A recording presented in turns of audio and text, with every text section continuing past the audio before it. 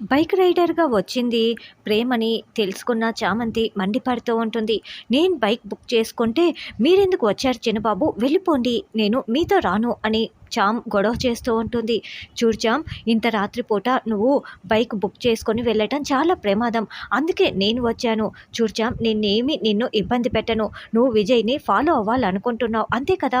నేనే బైక్ రైడర్‌ని అనుకో. నా వెనకాల కూర్చో చామ్. నేను తీసుకువెళ్తాను కదా! నీకు ఎలాంటి డిస్టర్బెన్స్ లేకుండా, ఎలాంటి ఇబ్బంది లేకుండా నిన్ను క్షేమంగా నేను తీసుకువెళ్తాను. ఈ సమయంలో ఎవరిని పడితే వాళ్ళని నమ్మి వెళ్ళటం మంచిది కాదు చామ్. ప్లీజ్ చామ్, ఈ ఒక్కసారికి కాదనుకో" అని ప్రేమ్ బతిమలాడడంతో సరే అంటూ చామ్ ఇక ప్రేమ్ బైక్‌లో ఎక్కేసి విజయ్‌ని ఫాలో అవ్వటానికి వెళ్తుంది. విజయ్ ఒక రెస్టారెంట్‌కి వెళ్ళి ఉంటాడు. ప్రేమ్, చామ్ ఇద్దరూ కూడా అతన్ని ఫాలో అవుతూ ఆ రెస్టారెంట్‌లో ఒక టేబుల్ దగ్గర కూర్చొని ఉంటారు. అదిగో ఆ విజయ్ వచ్చేసాడు అని ప్రేమ్ చెప్తూ ఉంటే, అవును, ఇప్పుడు ఎవరిని కలుస్తాడు, ఏం మాట్లాడతాడు మనం వినాలి. అప్పుడే కేసు గెలవగలను అని చామంతి చెప్తూ ఉంటుంది. విజయ్ ఒక టేబుల్ దగ్గర కూర్చొని ఉంటే, హాయ్ విజయ్ అంటూ ఐశ్వర్య అనే ఒక అమ్మాయి అక్కడికి వస్తుంది. ఏంటి, విజయ్ ఎవరితోనో మాట్లాడుతున్నారు. అసలు ఆ అమ్మాయి ఎవరు? విజయ్ ఆ అమ్మాయితో ఏం మాట్లాడుతున్నాడో తెలుసుకోవటం ఎలా అని చామంతి టెన్షన్ పడుతూ ఉంటుంది.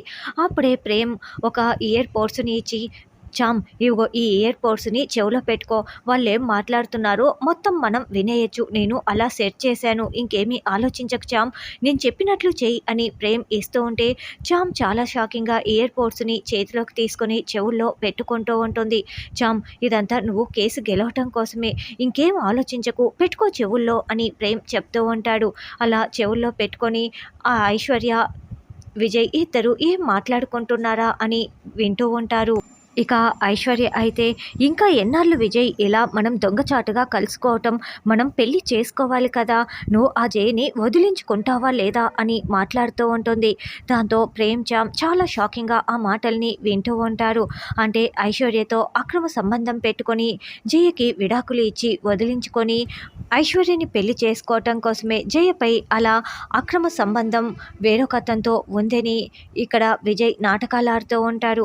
మరి ఇప్పుడు మొత్తం నిజం తెలుసుకున్న చామంతి రేపు కోర్టు స్టార్ట్ అయిన తర్వాత ఎలా నిజాలని బయటపెట్టి నిషాని ఓడిస్తుంది అన్నది రానున్న ఎపిసోడ్లో తెలుసుకుందాం.